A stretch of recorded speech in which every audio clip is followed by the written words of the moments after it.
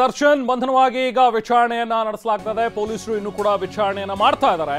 ಇನ್ನು ವಿನಯ್ ಶೆಡ್ ನಲ್ಲಿ ಅವತ್ತೇನಾಯ್ತು, ರೇಣುಕಾಸ್ವಾಮಿಯ ಮರ್ಡರ್ ಹೇಗಾಯ್ತು ಅನ್ನುವಂಥದ್ರ ಬಗ್ಗೆ ನಿಮಗೆ ಮಾಹಿತಿಯನ್ನು ಕೊಡ್ತಾ ಇದ್ವಿ. ಶೆಡ್ ನಿಂದ ಹೇಗೆ ಶವವನ್ನ ಸಾಗಿಸಿದ್ದಾರೆ ಅನ್ನುವಂಥದ್ದನ್ನ ನೋಡಿದ್ರೆ ಪೊಲೀಸ್ ಮೂಲಗಳಿಂದ ಸಿಕ್ಕಿರುವಂತಹ ಮಾಹಿತಿ, ಮೊದಲು ಆಟೋದಲ್ಲಿ ಸಾಗಿಸಿದ್ರಂತೆ. ಬಡ್ಡಿ ಕಟ್ಟದೇ ಇದ್ದಿದ್ದಕ್ಕೆ ಆಟೋನ ತಂದು ಏನ್ ಸೀಸ್ ಮಾಡಿರ್ತಾರಲ್ಲ, ಅದೇ ಆಟೋದಲ್ಲಿ ರೇಣುಕಾಸ್ವಾಮಿಯ ಮೃತದೇಹವನ್ನ ದರ್ಶನ್ ಗ್ಯಾಂಗ್ ಸಾಗಿಸಿತ್ತಂತೆ. ಬಳಿಕ ರೇಣುಕಾಸ್ವಾಮಿ ಶವವನ್ನ ಸ್ಕಾರ್ಪಿಯೋ ಕಾರಿಗೆ ಶಿಫ್ಟ್ ಮಾಡಿಕೊಂಡು ಅಲ್ಲಿಂದ ಇದನ್ನ ಡಿಸ್ಪೋಸ್ ಮಾಡಬೇಕು ಅಂತಾನೆ ಮೋರಿಗೆ ಎಸೆದಿದ್ದಾರೆ ಅಂತ ಹೇಳಿ ಪೊಲೀಸ್ ಮೂಲಗಳು ಮಾಹಿತಿಯನ್ನು ಸ್ಪಷ್ಟಪಡಿಸ್ತಾ ಇವೆ. ಆಟೋ ಮತ್ತು ಸ್ಕಾರ್ಪಿಯೋ ಕಾರನ್ನ ಈಗಾಗಲೇ ಪೊಲೀಸರು ವಶಕ್ಕೆ ಪಡ್ಕೊಂಡಿದ್ದಾರೆ.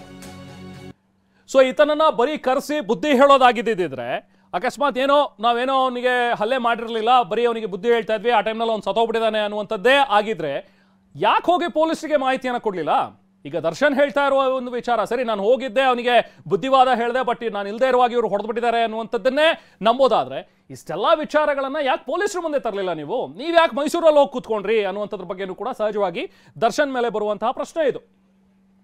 ಇನ್ನ ಆ ಬಾಡಿ ಏನಿತ್ತಲ್ಲ, ಅದನ್ನ ಮೊದಲು ನೋಡಿರುವಂತವನು ಒಬ್ಬ ಡೆಲಿವರಿ ಬಾಯ್. ಮೃತದೇಹವನ್ನ ಮೊದಲಿಗೆ ಒಬ್ಬ ಡೆಲಿವರಿ ಬಾಯ್ ನೋಡಿದಾನೆ.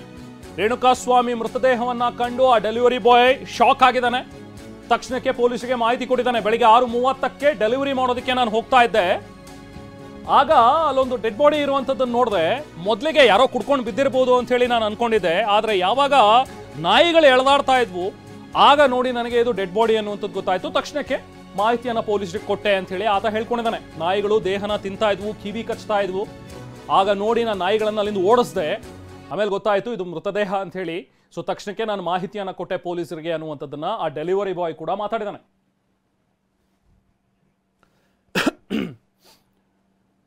ಸೊ ಅದಾದ ನಂತರ ಅಲ್ಲೇ ಬಿಲ್ಡಿಂಗ್ ನಲ್ಲಿ ಇದ್ದಂತಹ ಒಬ್ಬ ಸೆಕ್ಯೂರಿಟಿ ಗಾರ್ಡ್ ನಿಂದ ಒಂದು ಕಂಪ್ಲೇಂಟ್ ತಗೊಳ್ತಾರೆ ಪೊಲೀಸರು. ಸೊ ಆ ಸೆಕ್ಯೂರಿಟಿ ಗಾರ್ಡ್ ಕೂಡ ತನ್ನ ದೂರಿನಲ್ಲಿ ತಿಳಿಸ್ತಾನೆ ಆ ಮೃತದೇಹ ನೋಡಿದ್ರ ಬಗ್ಗೆ. ಸೊ ತಾನು ಏನೇನು ನೋಡಿದ್ದೀನಿ ಅನ್ನೋದ್ರ ಬಗ್ಗೆ ಡಿಟೇಲ್ ಆಗಿ ಆತ ಹೇಳ್ತಾನೆ. ಅದಾದ ನಂತರ ಆ ಮೃತದೇಹವನ್ನು ರಿಕವರ್ ಮಾಡಿಕೊಂಡು ಪೊಲೀಸರು ಇದು ಯಾರ್ದಿರಬಹುದು ಅಂತ ಹೇಳಿ ತನಿಖೆ ಮಾಡಿದಾಗ ಗೊತ್ತಾಗೋದು ಇದು ಚಿತ್ರದುರ್ಗ ಮೂಲದ ಒಬ್ಬ ರೇಣುಕಾಸ್ವಾಮಿ ಅನ್ನುವಂಥ ವ್ಯಕ್ತಿಯ ಮೃತದೇಹ ಅಂತೇಳಿ. ಆತ ಚಿತ್ರದುರ್ಗದಲ್ಲಿ ಒಂದು ಮೆಡಿಕಲ್ ಕೆಲಸ ಮಾಡ್ತಾ ಇದ್ದಂಥ ವ್ಯಕ್ತಿ.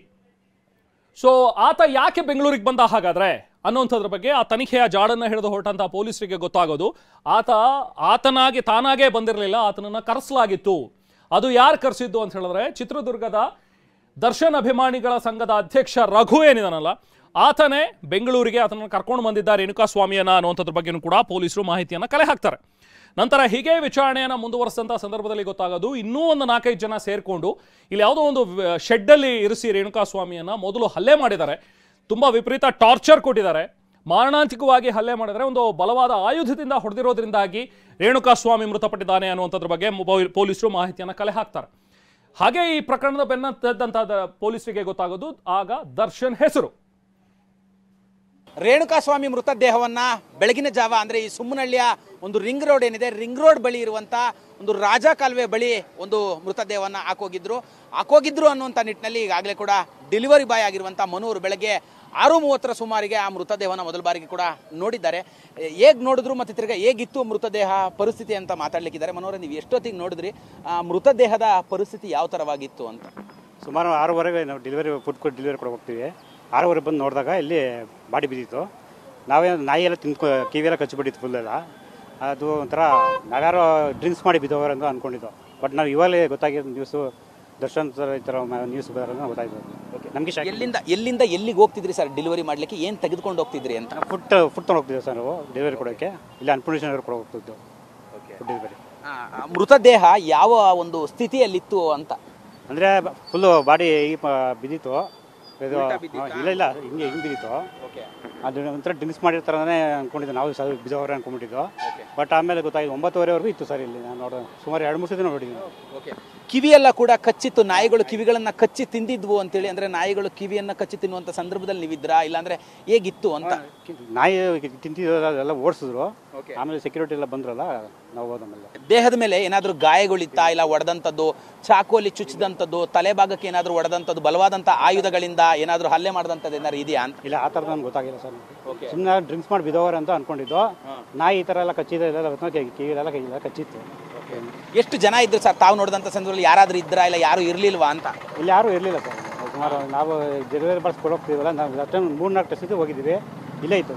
ಓಕೆ, ಈ ಥರದ್ದು ಹಿಂದೆ ಏನಾದರೂ ಘಟನೆಗಳು, ಹಿಂದೆ ಏನಾದರೂ ಯಾರು ವ್ಯಕ್ತಿಗಳನ್ನ ಈ ಜಾಗದಲ್ಲಿ ಏನಾರು ಅಂದರೆ ಸ್ಥಳೀಯರು ಕೂಡ ಹೇಳ್ತಾ ಇದ್ರು, ಈ ಒಂದು ಸುಮನಹಳ್ಳಿಯ ಈ ರಾಜಕಾಲುವೆ ಬಳಿ ಇಂಥದ್ದೇ ಪ್ರಕರಣಗಳು ಹೆಚ್ಚಾಗಿ ಕಂಡು ಬರುತ್ತೆ ಅಂತೇಳಿ. ಆಗುತ್ತೆ ಸರ್, ಇಲ್ಲಿ ಗುಡ್ಡೆ ಇದೆ, ಈ ಗುಡ್ಡೆ ಮೇಲೆ ಈ ಥರ ಆಗ್ತಾ ಇರುತ್ತೆ ಅವಾಗವಾಗ. ಇಲ್ಲಿ ಇವಾಗ ವಯಸ್ಸೆಲ್ಲ ಬೀಟ್ ಆಗ್ತಿರೋದ್ರಿಂದ ಸ್ವಲ್ಪ ಕಮ್ಮಿ ಆಗಿದೆ ಸರ್. ಓಕೆ, ಏನು ಅನ್ನಿಸ್ತು ಸರ್ ನಿಮಗೆ ನೋಡಿದಂಥ ಸಂದರ್ಭದಲ್ಲಿ ಆ ದೇಹವನ್ನು? ಸಾಮಾನ್ಯವಾಗಿ ಯಾರಾದರೂ ದೇಹವನ್ನು ನೋಡಿದಾಗ ಒಂದು ಒಂದು ಒಂದು ಒಂದು ಸಣ್ಣದಾದಂಥ ಒಂದು ಮಾಹಿತಿ ಸಿಗುತ್ತೆ, ಐಡಿಯಾ ಬರುತ್ತೆ. ಹಲ್ಲೆ ಮಾಡಿರುವಂಥದ್ದು, ಇಲ್ಲ ಯಾರೋ ಕುಡಿದು ಬಿದ್ದಿರೋಂಥದ್ದು, ಇಲ್ಲ ಯಾರೋ ಈ ಥರದ್ದು ಏನಾದರೂ ತಮಗೆ ಗೊತ್ತಾಯ್ತಾ ಅಂತ ಸುಮ್ಮನೆ ಡ್ರಿಂಕ್ಸ್ ಮಾಡಿ ಬಿದ್ದಿರೋದು ಅಂತ ಅಂದ್ಕೊಂಡಿದ್ದೀವಿ ನಾವು. ಯಾವುದಾದ್ರು ಡ್ರಿಂಕ್ಸ್ ಮಾಡಿ ಬಿದ್ದಿರೋ ಥರ ಅಂದ್ಕೊಂಡಿದ್ದೆ ನಾವು, ಬಟ್ ಈ ಥರ ಅಂತ ಅಂದ್ಕೊಂಡಿದ್ವಿ. ಈಗ ಏನು ಅನ್ನಿಸ್ತಿದೆ ಸರ್, ತಾವು ನೋಡಿದಂಥ ಮೃತದೇಹ ರಾಜ್ಯದಲ್ಲಿ ಎಷ್ಟು ದೊಡ್ಡ ಮಟ್ಟಿಗೆ ಸಂಚಲನ ಸೃಷ್ಟಿಸಿದಂಥ ಒಂದು ಕೊಲೆ ಕೇಸು ಅನ್ನೋಂಥದ್ದು? ಅದೇ ಸರ್, ನಮಗೆ ಆಶ್ಚರ್ಯ ಆಗ್ತಿದೆ ಸರ್. ನಮಗೆ ಈ ಥರ ದೊಡ್ಡ ವ್ಯಕ್ತಿ ಈ ಥರ ಮಾಡ್ತಾರೆ ಅಂತ ಅಂದರೆ ನಮಗೂ ಶಾಕ್ ಆಗ್ತಿದೆ. Thank you. ಅಂದರೆ ಇವಿಷ್ಟು ಕೂಡ ರೇಣುಕಾಸ್ವಾಮಿಯ ಒಂದು ಮೃತದೇಹವನ್ನು ಬೆಳಗಿನ ಜಾವ ಮೊದಲ ಬಾರಿಗೆ ನೋಡಿದಂಥ ಮನೋಹರ್ ಮಾತು. ಕ್ಯಾಮ್ರಾ ಪರ್ಸನ್ ಜಗನ್ ಜೊತೆ ಕಿರಣ್ ಸೂರ್ಯ, TV9 ಬೆಂಗಳೂರು.